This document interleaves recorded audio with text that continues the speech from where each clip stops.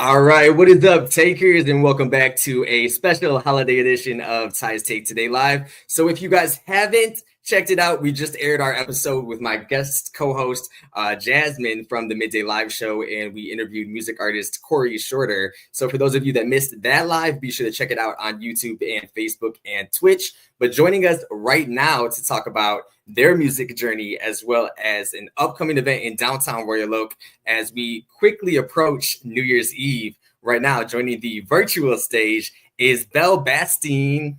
Hello, what's happening? What's up? Hello, Merry Christmas. I'm gonna still say it's Merry Christmas because it's only the day after. So That's why right. not? Merry Christmas. It lasts all week. Thanks for having us. Absolutely. Thank you guys so much for taking a little bit of your time to talk to us today. I want to dive straight in and share with our audience a little bit more about the two of you guys and how you guys met and how you both really got started in the music industry. Yeah. Well, all right. So jumping in, how we met. We met in 2017. I was working with a vocal group that was based out of Minneapolis, and the person that was running that group was a mutual friend of Jerome's, and called Jerome to see if he'd be interested in being my love interest in a music video shoot. So he showed up to pretend to be a love interest, and it was just like instant. And then it wasn't playing pretend anymore, and it was like, for me, I think for both of us, but I can speak for myself, it was definitely love at first sight. Like we had met for 3 days. We collaborated also on another song. And I got back to New York City and I told my best friend, I met the person I'm going to marry. And voila. That's right. It's crazy. I had a very similar conversation with my lifelong bestie. And we were sitting at some restaurant in Harlem, and I was like, I'm pretty sure I'm going to marry this guy. Absolutely. Now, I have to ask, being that you guys are married and, you guys are performing together and writing music, does it ever get challenging, or have you guys experienced any difficulties when it comes to like working together and, just being around each other so frequently? It definitely does have its challenges. And early on in our career, like it was like we had to learn each other in a different way. It's a lot more intimate when you spend so much time together. And we also have to know when to turn on like the work mode of what we're doing. And then that can get a little bit back and forth where we have differences of opinions, as you do as artists. It's like one of us sees it one way and the other one sees it completely different. So we have to constantly find that middle ground. But I feel like now we've really gotten into a place where we just know each other so well, and we know what we want. We know what the other person is going to want from something. And it was challenging at first, but I feel like we really found like a really sweet spot where we hardly ever argue about anything. We're so laid back, and when it comes to work, we know when to turn that off after we've done like a show or preparing for a show. And when it's over, we're back to just being husbands. Nobody is harboring anything about a show or what we could have done differently or whatever, so I think that's the best. Mean, sometimes the key is you have to know the key is you have to know when to do this. For sure. I definitely understand. Maybe sometimes. So what inspired so you guys originally were known as One Up Duo, correct? And then there was a name change and a rebrand. What kind of inspired that? Obviously, I for those that may not be familiar with you guys, it's your guys' both of your last names, correct? That's combined. Yeah. So then, what inspired that? We came up with the name One Up Duo. It started as just One Up because we were on season 15 of The Voice, which is really where we got our like jumping off point to start doing this together. And we realized at that point, because we hadn't made music together yet, we'd only just done a couple like Instagram videos. And our first performance together was our blind audition on The Voice. Like that was the first time that we ever actually stood on a stage together and performed. So it was just a lot that was happening like all at once. And, they wanted us to have a name. Yeah, they wanted us to have a name. Crazy. So we were just like sitting at a bar in the neighborhood that we were living in New York at the time. And I think it was like, whatever time of year it was, I was like approaching the holiday season, and every holiday season, I like to just do nothing but play retro video games, mostly Mario. So it's like literally not, it's not that deep. It was just one up, you know, we were playing a lot of Mario Brothers at the time, and we were kind of bonding over it too, because we were at that point still like finding our common interests and how do we share nostalgia as mid-30 somethings that are just now meeting and starting our lives together. And that was something. And then we kind of found out that One Up was like a super corporate name that a bajillion companies have. Turns out. And changed it into One Up Duo, which was like a hair better. And then but then that was confusing for marketing and everything else. And it was like, okay, well.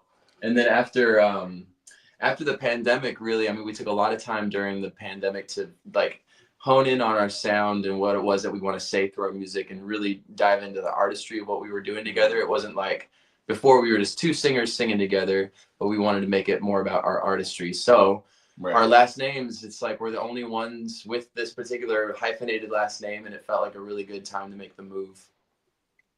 Absolutely. I'm all here for the hyphenated names. That is like going to be me all the way. Like I'm a fan of the hyphenated names for sure. Me too. So as music artists and, you know, being husbands that identify within the LGBTQ plus community, obviously, how does that all influence your music, your work, from performing to even just the message that you all are trying to relay to your audience and fans?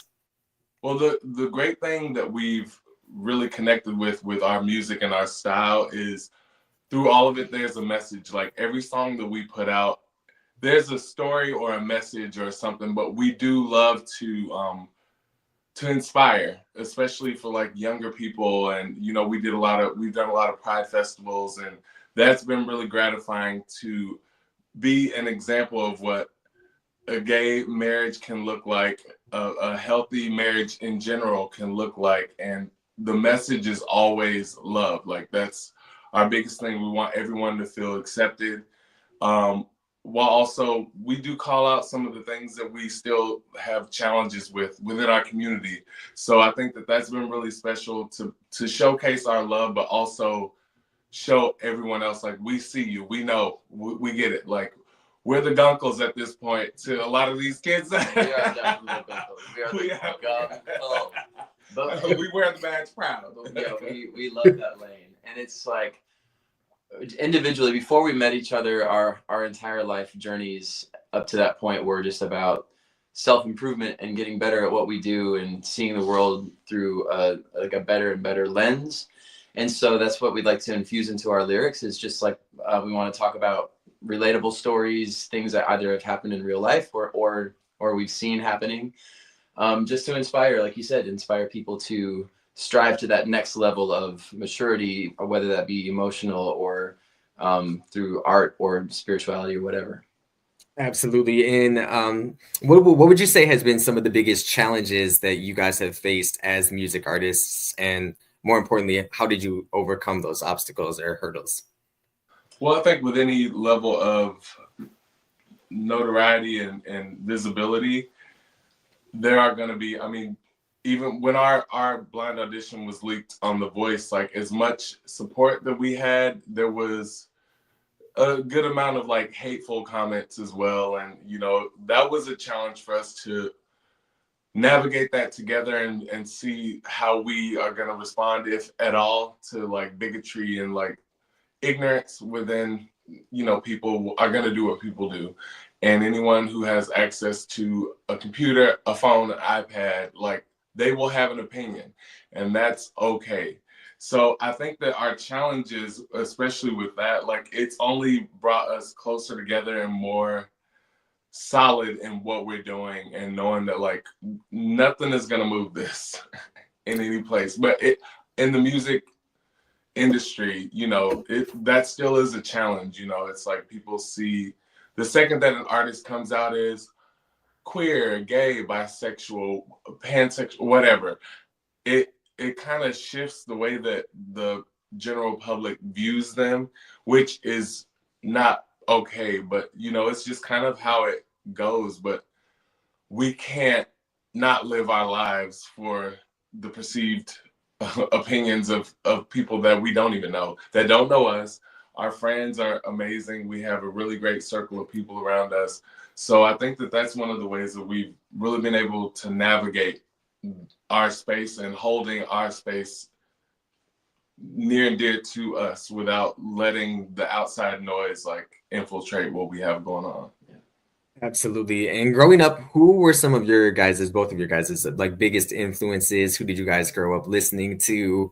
Celine Dion. Oh yeah, so Kenny Celine Dion, Stevie Wonder, and then like a handful of other random artists from different genres. Well, some of my I grew up listening to contemporary Christian music, the groundbreaking genre that is contemporary Christian music. But there are some really great vocalists in there, and I just kind of I was really inspired by voices just in general. And then I listened to a lot of country music growing up as well. But I would say number one was Celine.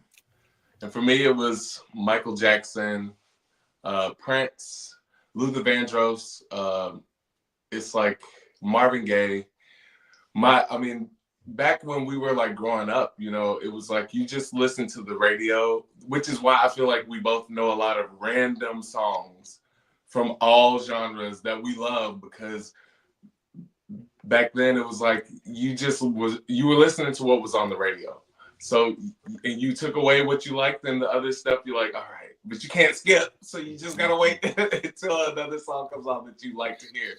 So I feel like we both have a lot of musical influences just from being a part of that time where it was like we listened to the radio growing up. So I love country music. I'm from Texas and Louisiana, so we both have a lot of influences that we share, and also we brought in a lot of newer influences to each other to what we're doing. Like if we have a reference for a song and it's like, well, listen to this, we should go for something kind of like this sound, then we both have like points of reference to grab and put into our own music.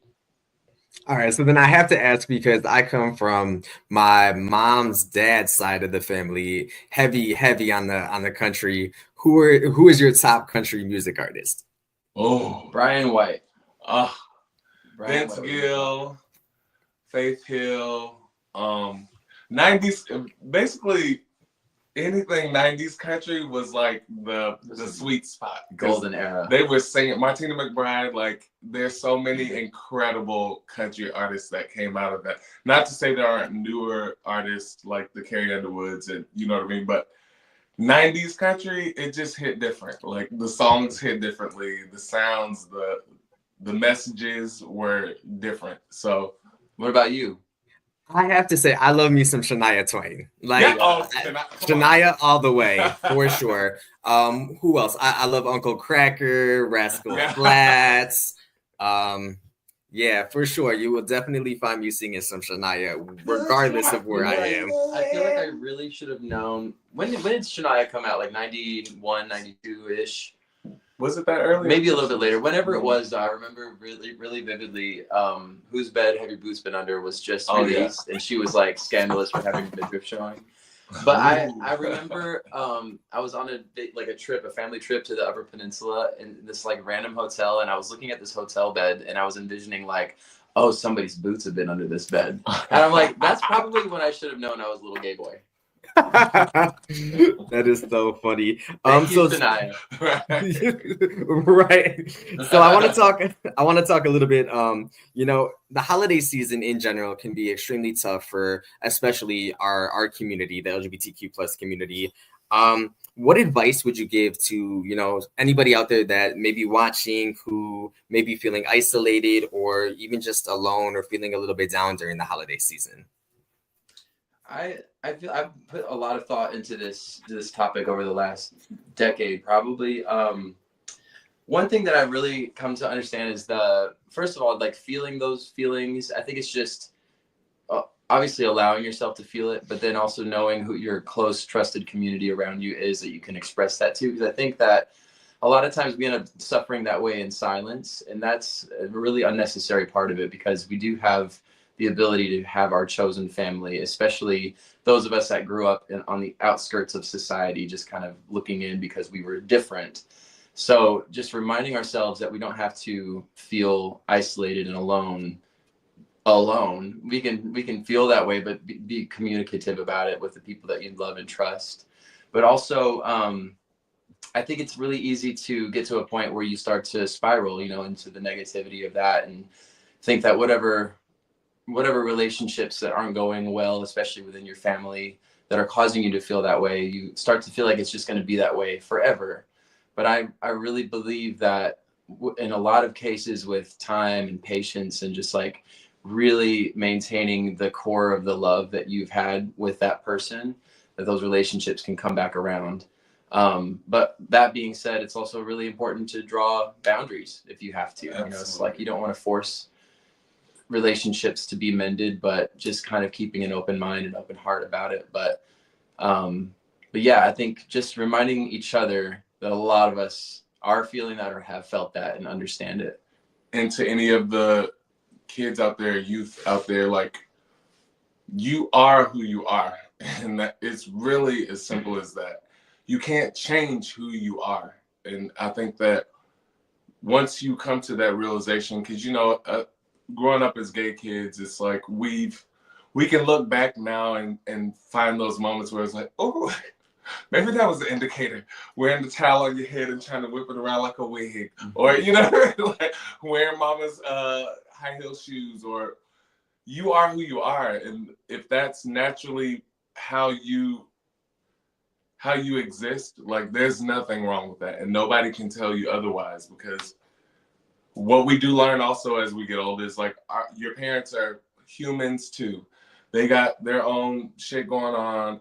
We are who we are. And once we all get to a place of acceptance, of just accepting people for who they are, and, as long as they're not hurting anybody, you know what I mean? It's like, just hold on to that. Know that what you're feeling is valid. How you are is valid. You deserve to be here. You are valid. Your existence is valid. Absolutely. Very, very inspirational. You guys are dropping gems. We stay dropping gems here on the show. What do we say? Why don't we go ahead and let you guys introduce one of your guys' singles? And then when we come back, we'll continue our discussion and talk about your guys' upcoming event in downtown Royal Oak.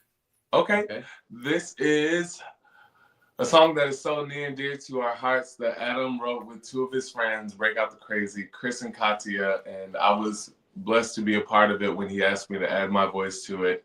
And this song, unfortunately, will live on for a while.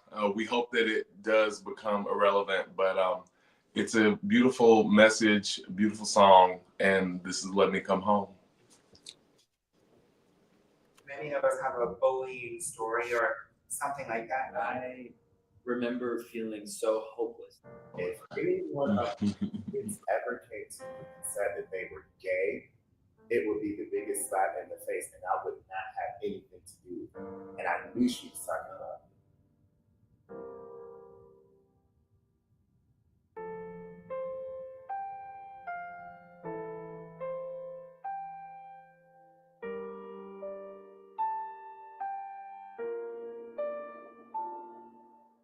Leaves settle down beneath November snow. I'd look at you and know to grab the sled and go. My favorite times of all were all the times I shared with you. And you and I both knew, even as the distance grew, that many things may change with time. We shared the years, always passing by. You watched me grow, but your arms gone cold. My only wish this year is to feel that I belong. So let me come home this Christmas. I just wanna come home this Christmas. Remember, there's nothing more above. All we are in need is love. So let me come home this Christmas. I just wanna come home.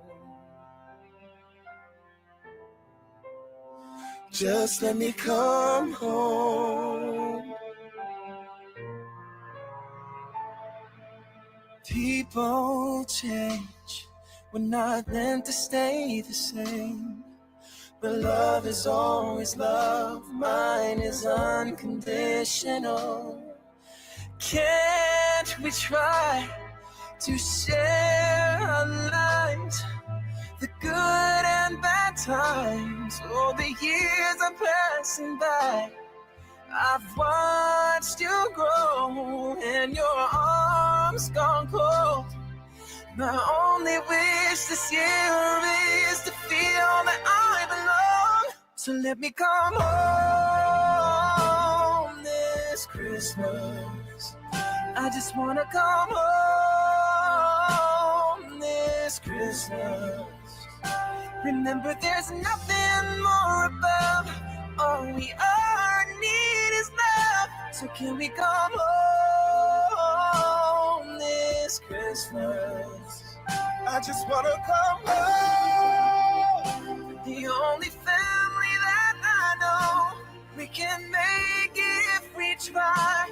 We can accept what we can change. No, I don't wanna cry, thinking that I let you down. I'm the same boy who you loved. I'm just a man now.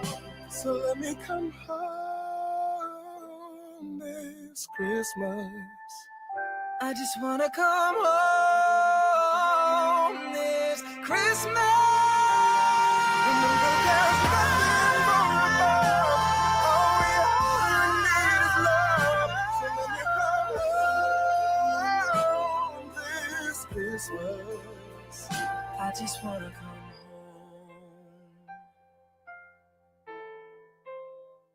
Just let me come home.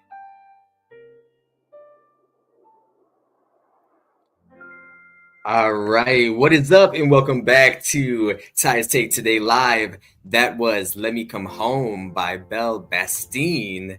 And we are continuing our conversation right now. Thank you guys again so much for joining us today. Yeah, thank you. We have a special guest that wanted to.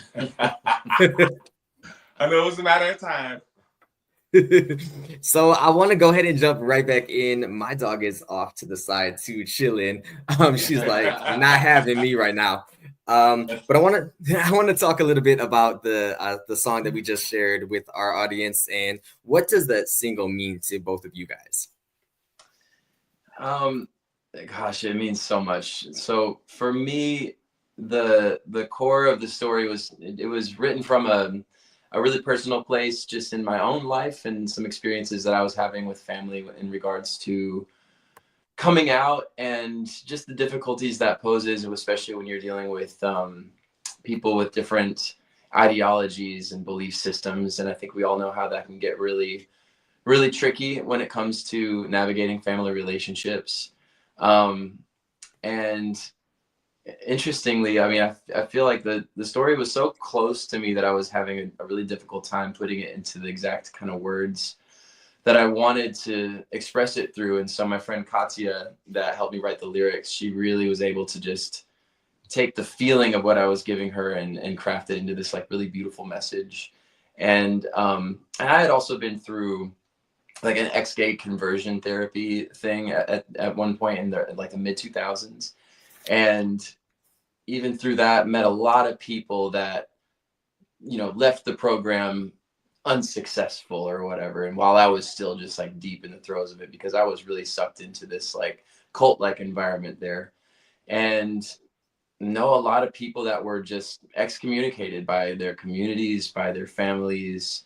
And then when I finally snapped out of that whole thing, I realized that I was also at risk of that. And it was just a really eye-opening thing to just realize that even though it feels like society has progressed so much over the last 30 to 20 years even, a lot of people still go through this, which is devastating. Mm-hmm.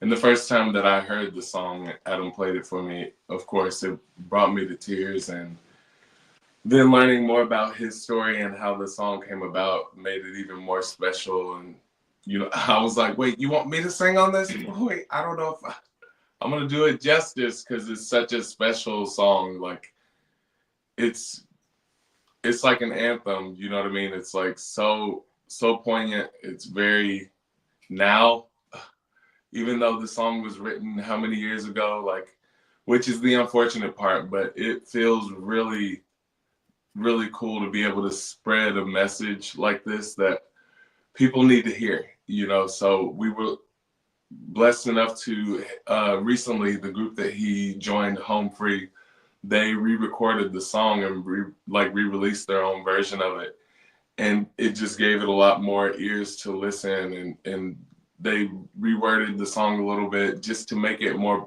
I mean, initially it is like a LGBTQIA plus song, but there are so many people who have this problem every year that you feel alienated from your family, you feel shut out, you feel unwelcomed. And this could be anything from politics to your way of life, your way of being. So it was really special, and I feel really, really grateful to have been a part of this song. And my friend Steve and his friend Alejandro, we filmed this in Brooklyn, New York, and his friend Katie was the one interviewing all of our friends and some people that we had just met on the set of the video, and it was really, really powerful to hear people's stories, and they're telling this in real time while we're like standing off watching this happen, and it was so special. It was such a special thing. Mm-hmm. Absolutely, such a powerful song, like you said. Then, even though it was written, a little while ago, it's still relevant. And the unfortunate thing is that there are still so many people out here going through these same feelings and similar experiences. So I want to shift a little bit, a little differently, and talk about your guys' upcoming event in Royal Oak. And what can the attendees expect? What's going on? Fill us in. Wow. Well, they can expect to not recognize us because we are going to be. So we have alter egos that go by the name Detroit Disco Daddies, because we are both obsessed with disco music. We love performing it, but we love to just like turn into this like disco superhero fantasy where we put on Studio 54, the full outfits, wigs, glasses, and it's like. It to me has been one of the most freeing experiments and just expression on stage, because when you become like a heightened version of yourself or a character, it's just like anything goes, especially with that music. That's the way the music was. It was just free and exciting and fun. So with that being said, we are going to be at 5:15 on New Year's Eve, 8 p.m. And doing like an hour and 15-minute long disco party. And we could call it a show. I mean, we're performing, but it's about the hang, and the whole idea is for people to like join us in the freedom and just dance in the and fantasy, just be in the fantasy with us.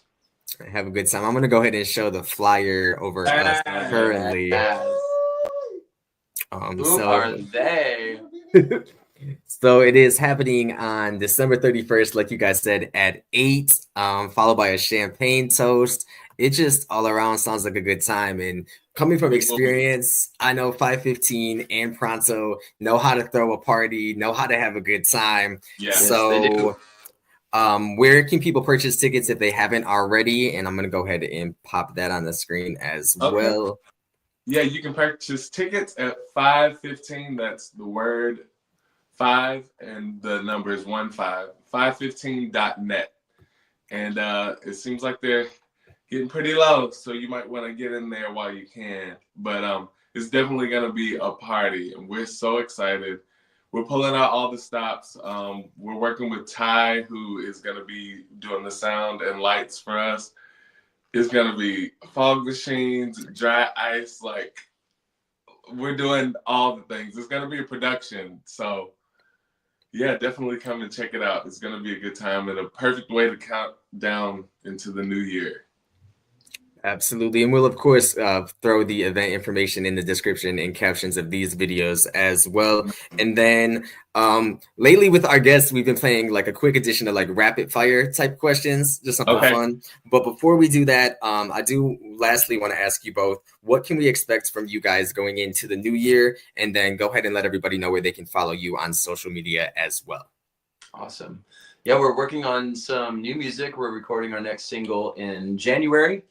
And then we have a possible collaboration coming up with Jerome joining the group that I just joined called Home Free at some point in the year. We don't know when, but we're going to have him come in and do a special guest spot with us and record a song. So there's a lot of music coming, a lot more disco shows. Yes. And then, you know, whatever the flow is leading us to do.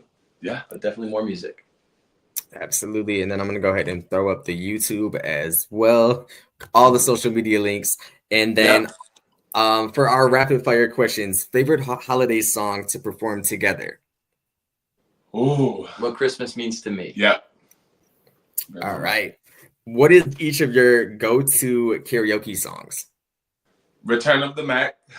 Mark Watson. I think mine is How Bizarre, OMC. How bizarre. He kills it. And then New Year's Eve, if you had the choice. So we know you guys are going to be partying late night in Royal Oak this year. But would you rather stay up until midnight or go to sleep and call it a night early?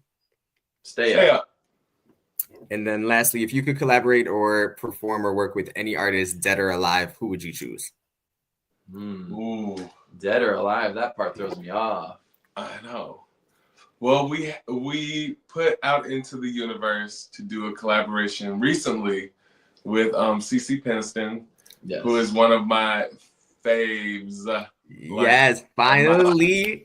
Yeah, I want to do like a house track with her, like featuring her, and we've met her, we know her, like she's amazing. So we're always manifesting when we're home. We're always thinking of like, okay, what can we do? And it dawned on me like a couple nights ago. I'm like, wait, why have we not asked CeCe to do like a collaboration? I know she would be down. It would be fire. So fingers crossed, but I feel like that's definitely that's the one. Yeah.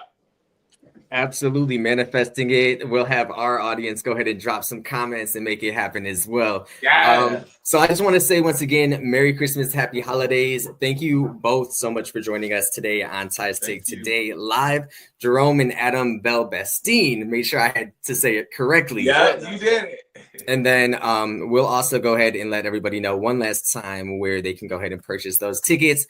515.net. I thank you guys so much again, and I am wishing you all a great event and nothing but success into the new year. Thank you. Thank you. Happy holidays. Yes. All right. Have a good one, guys. You too. All right, and you have been watching rather, Ty's Take Today Live. We do it each and every Thursday and Sunday at 6 p.m. Eastern. Make sure if you guys haven't already to get your tickets for the New Year's Eve Disco Ball happening at 5:15 and then segueing right into Pronto in downtown Royal Oak.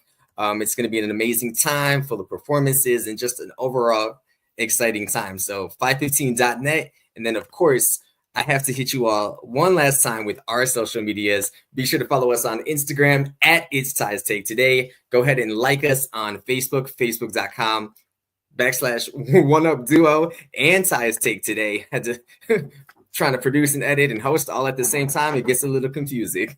And then also lastly, be sure to hit that subscribe button on YouTube at It's Ty's Take Today. And we'll see you all right back here. Wishing you all a safe, exciting, relaxing, festive holiday season. We'll be right back here on Sunday at 6 p.m. live streaming on Facebook, YouTube, and Twitch. Have a great night, guys.